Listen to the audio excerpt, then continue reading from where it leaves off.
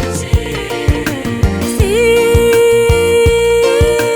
Nakwibagirwa urugamba Yesu wanesheje. Nakwibagirwa urugamba Yesu wanesheje.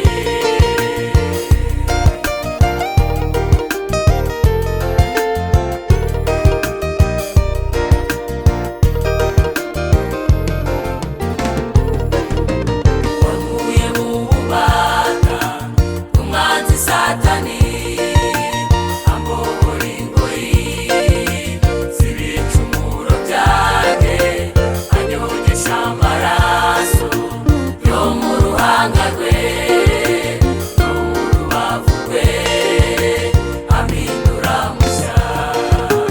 Wankuye mu bubata bw'umwanzi Satani, ambohora ingoyi z'ibicumuro byanjye, anyogesha amaraso yo mu ruhanga rwe no mu rubavu rwe, ampindura mushya. Temera umutima wo kutazibagirwa urugamba mwami wanesheje.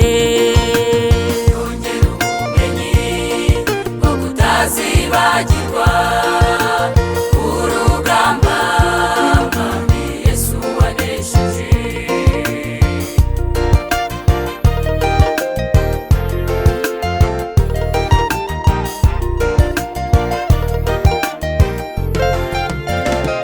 Nahuye n'amakuba akomeye, nabuze uwantabara, nahuye n'ibirushya byinshi mbura uwandengera.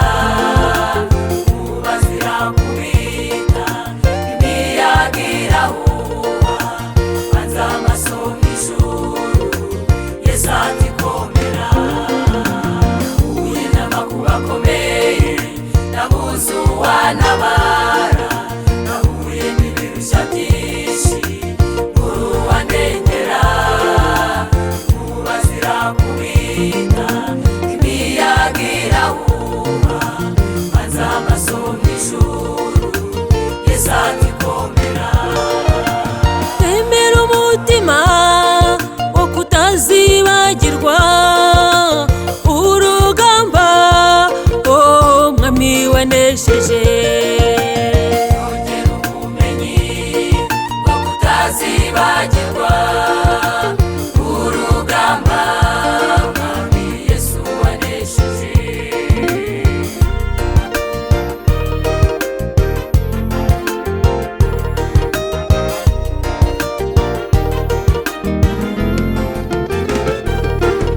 Wakuye umuvumo ngira uwo kwifuzwa, nambika ubwiza bwawe mpindurirwa izina, nituraza ubugingo nshuti y'umusaraba, nzakuvuga mukunzi nshuti ndahemuka.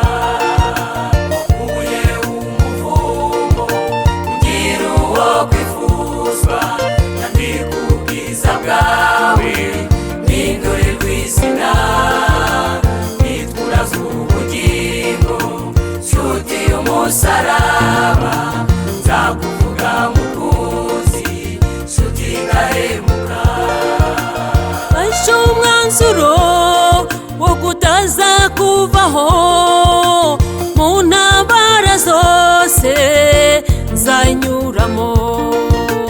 Komeza amaboko, rwana intambara nziza, haranire kunesha nk'uko wanesheje.